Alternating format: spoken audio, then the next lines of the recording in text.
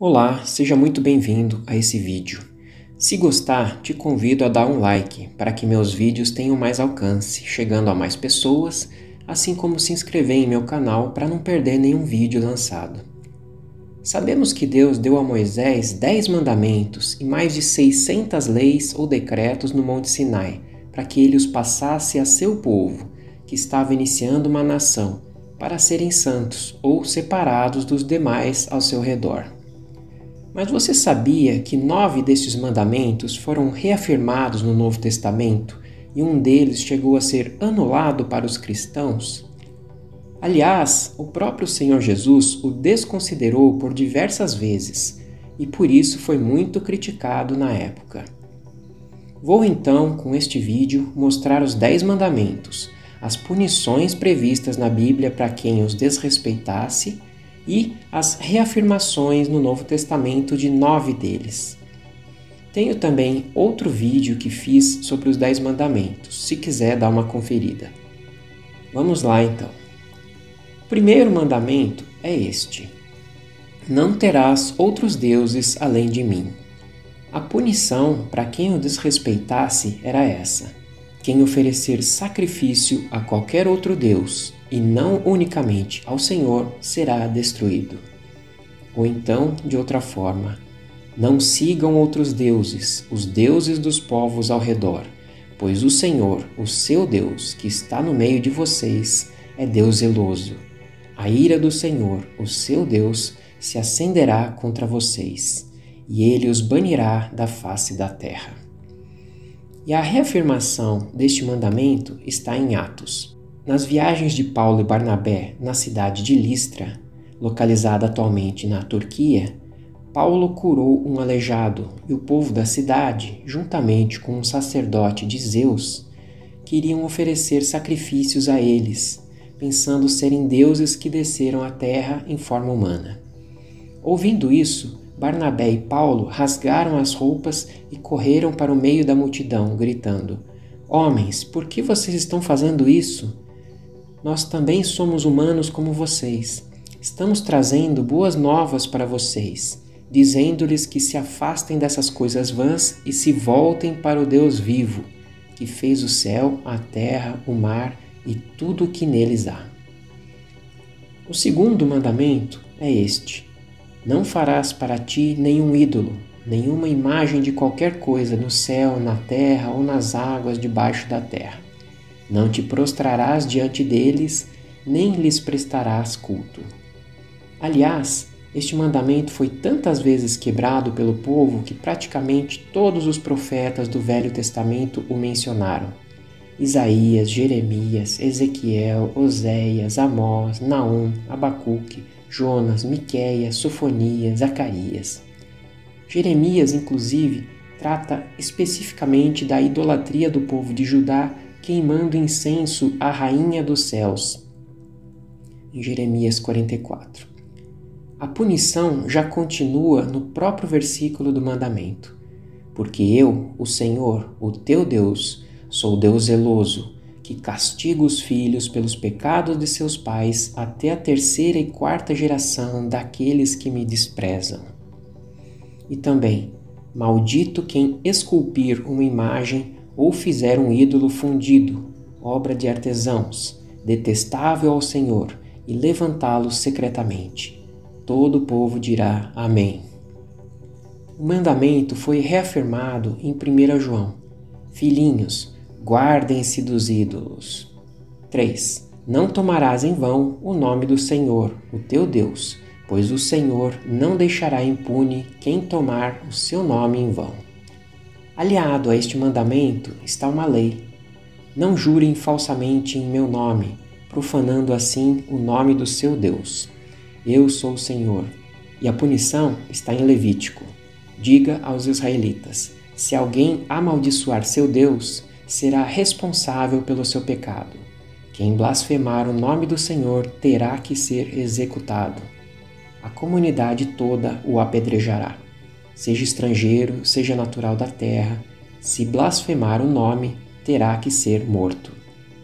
Este mandamento foi reafirmado em Tiago: sobretudo, meus irmãos, Não jurem, nem pelo céu, nem pela terra, nem por qualquer outra coisa. Seja o sim de vocês sim, e o não, não, para que não caiam em condenação. Quarto, honra teu pai e a tua mãe, a fim de que tenhas vida longa na terra que o Senhor, o teu Deus, te dá. A punição descrita é essa: quem agredir o próprio pai ou a própria mãe terá que ser executado. Quem amaldiçoar seu pai ou sua mãe terá que ser executado. A reafirmação no Novo Testamento é bem clara. Filhos, obedeçam a seus pais no Senhor, pois isso é justo. Honra teu pai e tua mãe.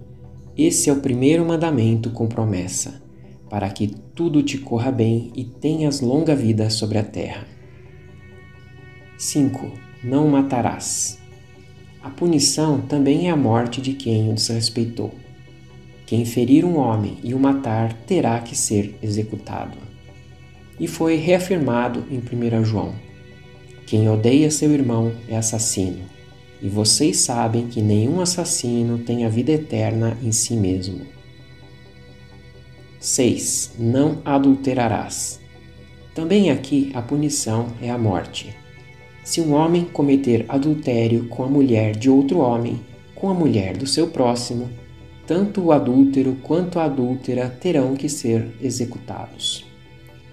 E a reafirmação está em 1 Coríntios. Vocês não sabem que os perversos não herdarão o reino de Deus?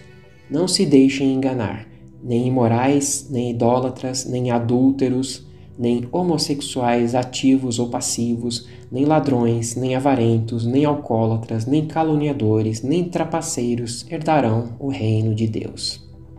7. Não furtarás. Aqui a punição depende do que foi furtado. E quem raptar um homem e o vender, ou for achado na sua mão, certamente será morto. Se alguém furtar boi ou ovelha e o degolar ou vender, por um boi pagará 5 bois, e pela ovelha 4 ovelhas. A reafirmação é essa: o que furtava, não furte mais, antes trabalhe fazendo algo de útil com as mãos, para que tenha o que repartir com quem estiver em necessidade. 8. Não darás falso testemunho contra o teu próximo. Aqui Deus fala com Moisés dando exemplo de falso testemunho. Mas o profeta que ousar falar em meu nome alguma coisa que não ordenei, ou que falar em nome de outros deuses, terá que ser morto. Esse mandamento foi reafirmado em Colossenses. Não mintam uns aos outros, visto que vocês já se despiram do velho homem com suas práticas e se revestiram do novo, o qual está sendo renovado em conhecimento, à imagem do seu Criador. 9. Não cobiçarás a casa do teu próximo. Não cobiçarás a mulher do teu próximo, nem seus servos ou servas, nem seu boi ou jumento, nem coisa alguma que lhe pertença. Com relação à punição, alguns textos trazem Deus falando: por causa da sua cobiça perversa fiquei indignado e o feri, fiquei irado e escondi o meu rosto. Cobiçam terrenos e se apoderam deles, cobiçam casas e as tomam, fazem violência ao homem e à sua família, a ele e a seus herdeiros. Portanto, assim diz o Senhor: estou planejando contra essa gente uma desgraça, da qual vocês não poderão livrar-se. Vocês não vão mais andar com arrogância, pois será tempo de desgraça. Parece não haver uma punição específica à cobiça, mas tem uma indireta a quem não respeitar aos mandamentos. Moisés dizendo ao povo: obedeça ao Senhor, o seu Deus, e siga os seus mandamentos e decretos que lhe dou. Maldito quem não puser em prática as palavras desta lei. Todo o povo dirá Amém. A reafirmação foi em Efésios. Entre vocês não deve haver nem sequer menção de imoralidade sexual, como também de nenhuma espécie de impureza e de cobiça, pois essas coisas não são próprias para os santos. Então, estes foram os 9 mandamentos reafirmados no Novo Testamento. Mas e aquele anulado para nós, Já descobriu qual é? É esse: lembra-te do dia de sábado para santificá-lo. Ele também tinha uma punição para quem o desrespeitar.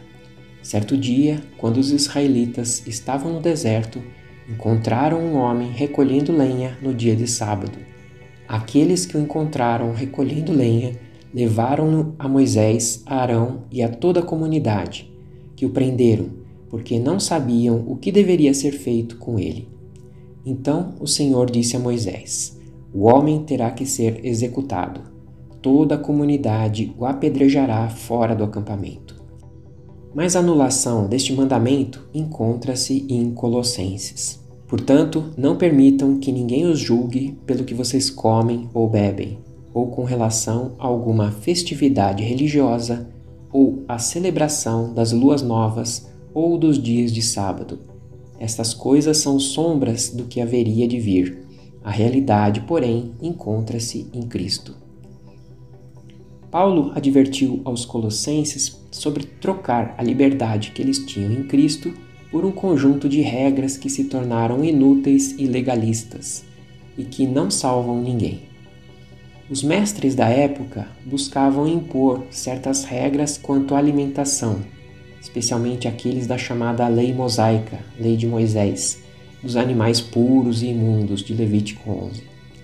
Assim como de celebrações de festas anuais do calendário judeu, Páscoa, Pentecostes, Tabernáculos, escritos em Levítico 23, ou também do sacrifício mensal, oferecido no primeiro dia de cada mês, em Números 10 e Números 28.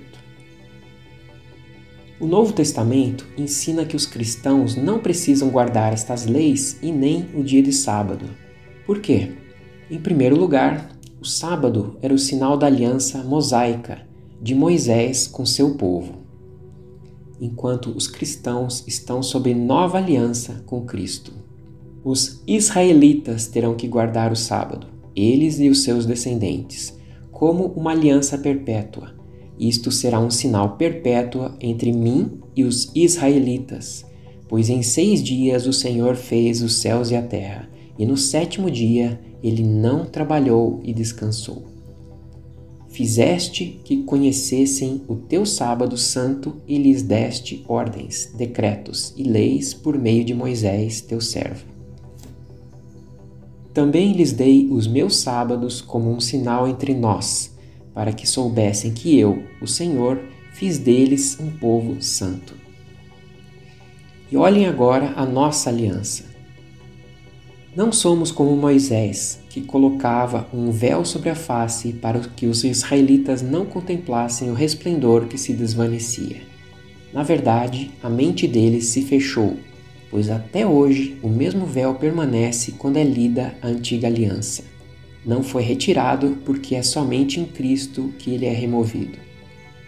Ora, o Senhor é o Espírito, e onde está o Espírito do Senhor, ali a liberdade.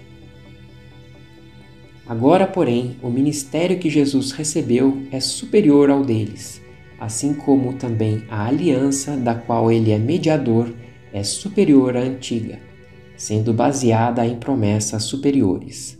Pois, se aquela primeira aliança fosse perfeita, não seria necessário procurar lugar para outra. Em segundo lugar, não há reafirmação no Novo Testamento para se guardar o sábado, mas até para anular. Como já foi lido antes, portanto, não permitam que ninguém os julgue pelo que vocês comem ou bebem, ou com relação a alguma festividade religiosa, ou a celebração das luas novas ou dos dias de sábado. Essas coisas são sombras do que haveria de vir. A realidade, porém, encontra-se em Cristo. Em terceiro lugar, o mandamento para se guardar o sábado não tinha sido dado antes de Moisés. Lembra-te do dia de sábado para santificá-lo, é o mandamento recebido por Moisés.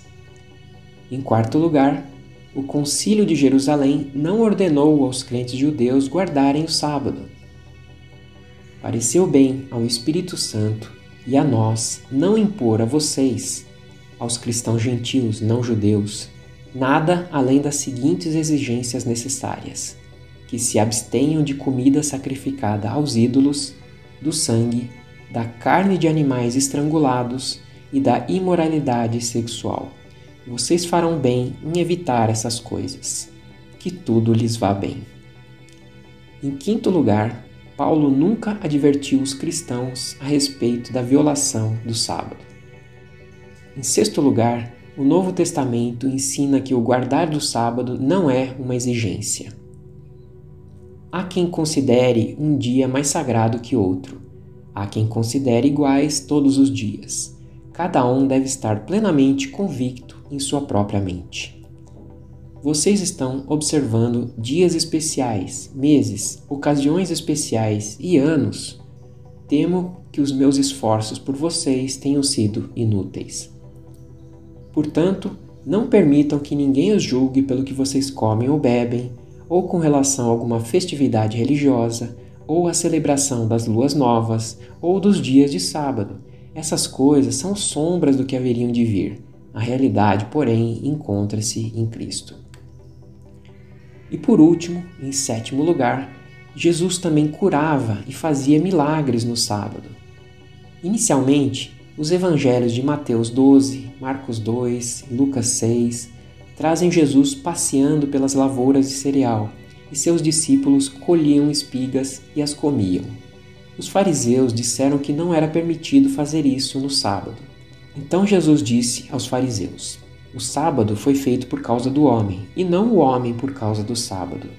Assim, pois, o Filho do Homem é Senhor até mesmo do sábado. Na verdade, Jesus realizou 7 milagres no sábado.